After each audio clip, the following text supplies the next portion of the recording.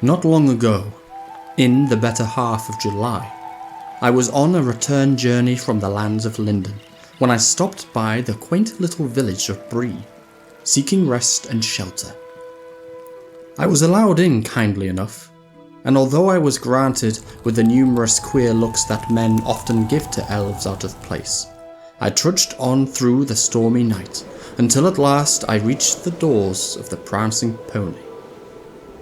An old inn, but one made all the more welcoming by its keeper, a jolly old sort by the name of Barrow-downs. After much talk and flagons of ale, our minds turned to the folk tales of the land. Forever a student of law, I hung onto every word, and now here in the halls of Imladris, I shall gladly share that which was said between us. So gather close, dear friends, and let us delve into the tales of Bree-Land, as told by Barrow-downs.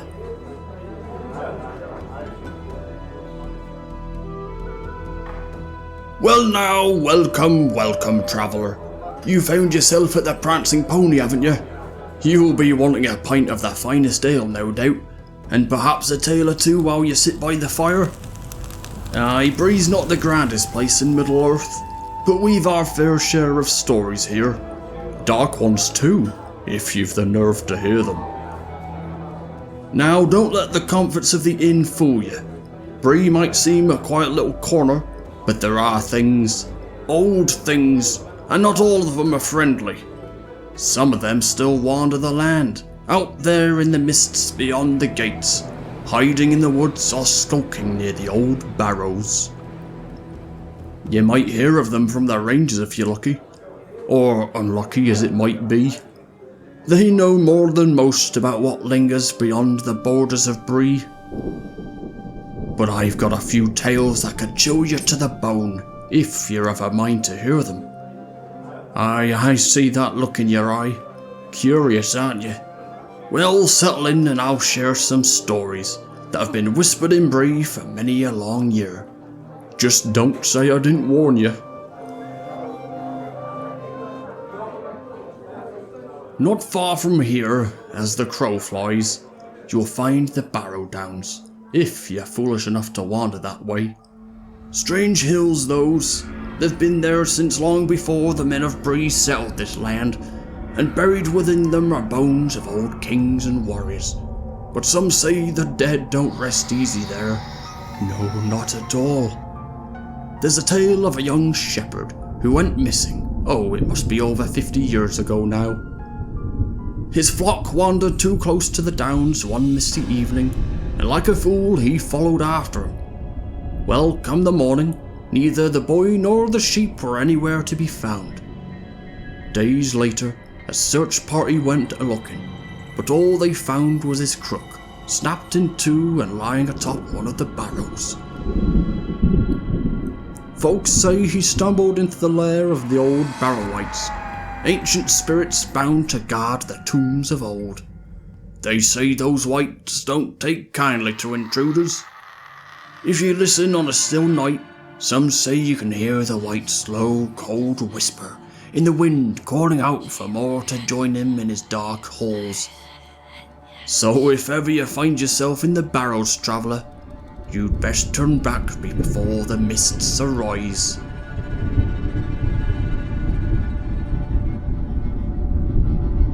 Now, you've probably walked the old Arnor road to get here. At least most folk do. But there's a reason most travellers prefer to ride through the day and never linger there after dark. You see, long ago, that road was part of the great kingdom of Arnor, and soldiers used to march in grand companies. One such company, they say, met a grim end on that very road. There was a war back then, Arnor against the Witch King of Angmar, and one night a whole regiment of soldiers was ordered to march through the darkness down the old Arnor road. They never made it to their destination.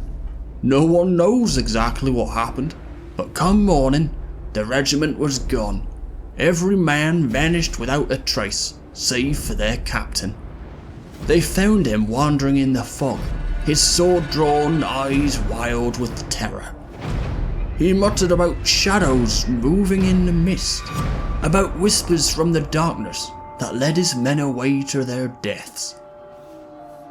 They say that captain never spoke a word after that, not for the rest of his days, and even every now and then, travellers report seeing figures on the road at twilight, silent marching shapes of blackness that disappear when you try to approach.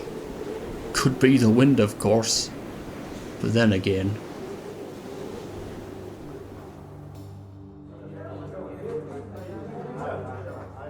Now this one's a local favourite. Up near the edges of the Chetwood, there's an old oak tree. Huge gnarled thing it is, and been standing there as long as anyone can remember. But that oak, it ain't like no other tree I've known. There are rumours, old rumours, that it has a life of its own. They call it the walking tree, though no one's ever seen it move with their own eyes. Yet somehow, it's always a little closer to the village each year. Some say it only walks in the dead of night, when the moon hides behind the clouds, slipping silently from one place to the other. There's been disappearances too, all near the Chetwood. Shepherds gone missing, woodsmen vanishing without a trace. The only thing ever found were their tools, abandoned at the roots of the old oak, as if they dropped everything and ran. There are whispers that the tree's roots run deep, far deeper than any normal trees. Deep enough to snatch a man's leg and drag him down into the earth. But like I said, no one's ever seen it move. But just mind yourself if you're out near the Chetwood after dark. Won't want to find out the hard way.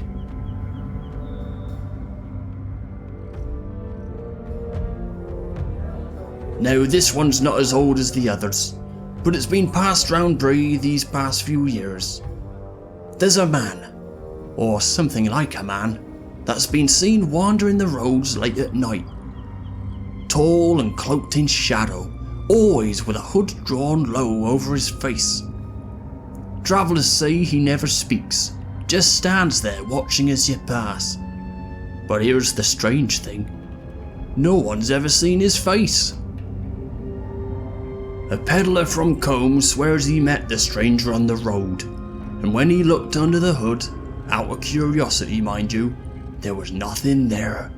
No face at all, just empty darkness, like staring into the void. Terrified, the peddler fled and never looked back. But others claim to have seen this same figure since, always watching and never approaching. Some say it's an old ghost, a man who lost his way and his soul with it. Others say it's something much older, something that was here before Bree was even built. Either way, if you see the faceless stranger on the road, best keep walking and don't look back.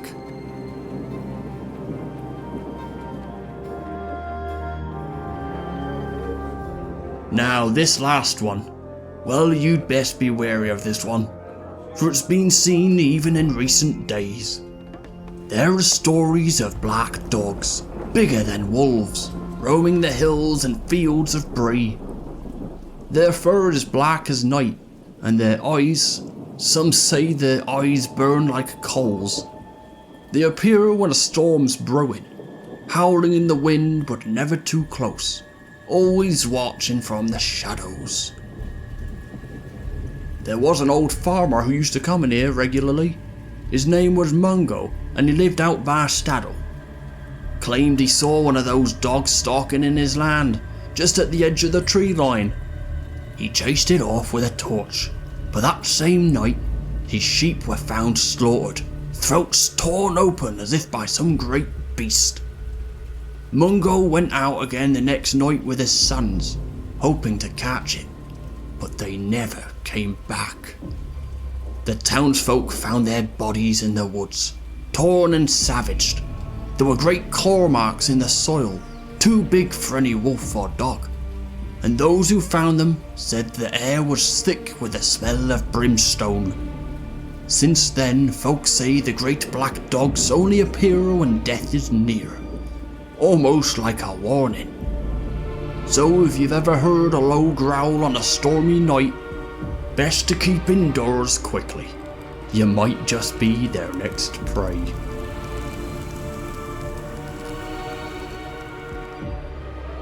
Now I hope these stories don't keep you from sleep tonight.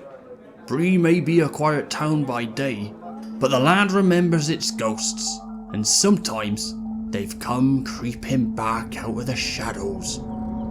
You've got a roof over your head here, and that's a lot more than some can say. So drink your ale, warm yourself by the fire, and keep one eye on the shadows.